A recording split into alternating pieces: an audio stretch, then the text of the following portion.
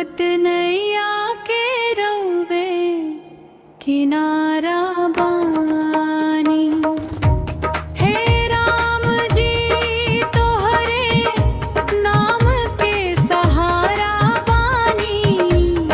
हर दुखिया के रौवे सहारा बानी।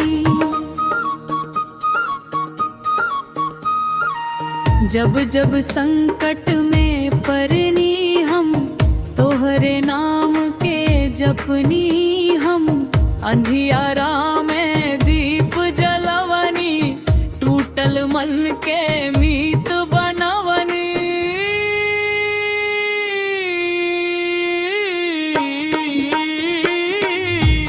तोहरे कृपा से हम उजियारा बानी।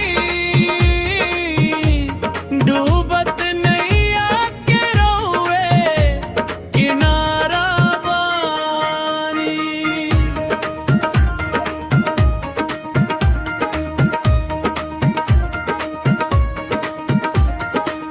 माया मोह में भटकल बानी तोहरे दर पे अटकल बानी।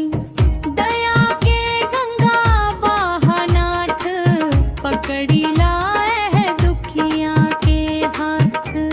तोहर लेखा बके हुना दानी। हर दुखिया के तू ही सहारा बानी।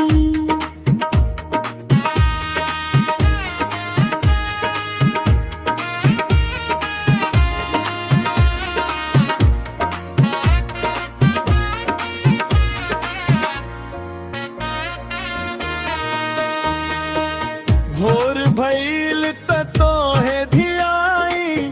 सांझ भइल त गुण गाई। जन्म जन्म के पाप मिटादा भक्ति के दीप हिया में जलादा।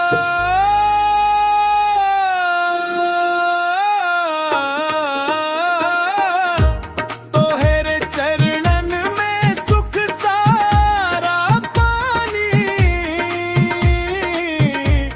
डूबत नैया के तू किनारा बानी।